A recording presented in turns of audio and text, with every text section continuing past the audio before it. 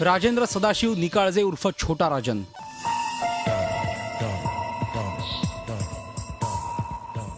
Mumbai underworld मध्ये या नावाचा मोठा दरार आहे।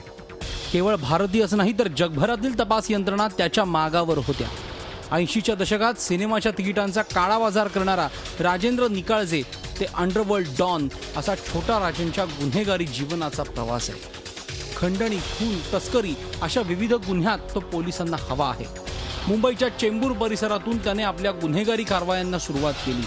ते 80चं दशक होतं। छोटे मोठे गुन्हे करणारा राजेंद्र अंडरवर्ल्डकडे ओढला गेला आणि बडा राजनच्या हत्येनंतर त्याला अंडरवर्ल्डमध्ये छोटा राजन ही ओळख मिळाली।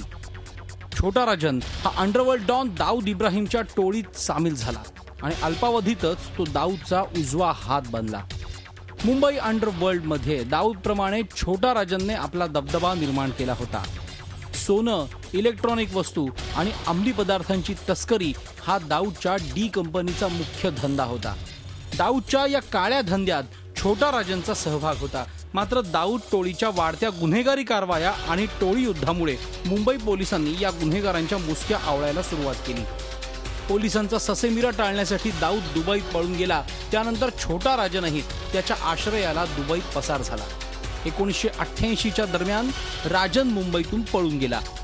दुबईत बसून दाऊद आणि राजन हे गुन्हेगारी कारवाया करत होते। मात्र 1993च्या मुंबई बॉम्बस्फोटानंतर डी कंपनीत उभी फूट पडली आणि दाऊदपासून राजन वेगळा झाला। दाऊदने मुंबईत बॉम्बस्फोट घडवून आणले होते। त्यावरूनच दाऊद आणि राजन यांच्यात वाद झाला आणि छोटा राजनने हिंदू डॉन म्हणून आपली प्रतिमा निर्माण करण्याचा प्रयत्न केला। दाऊद आणि राजन या दोन गुन्हेगारी टोळ्यांमध्ये युद्ध पेटलं। 2000 साली दाऊद इब्राहिमचा खास हस्तक छोटा शकीलने बँकॉकमध्ये छोटा राजनला ठार मारण्याचा प्रयत्न केला। मात्र या जीवघेण्या हल्ल्यातून राजन बचावला आणि नंतर रुग्णालयातून पसारही झाला। त्यानंतर राजन आणि दाऊद यांच्यात एकमेकांना संपवण्याचा अनेक वेळा प्रयत्न झाला, मात्र त्यात त्यांना यश आलं नाही। परदेशात बसून दाऊद आणि राजन एकमेकांना संपवण्याचा प्रयत्न करत असून या दोन टोळ्यातील हा संघर्ष आजही कायम आहे।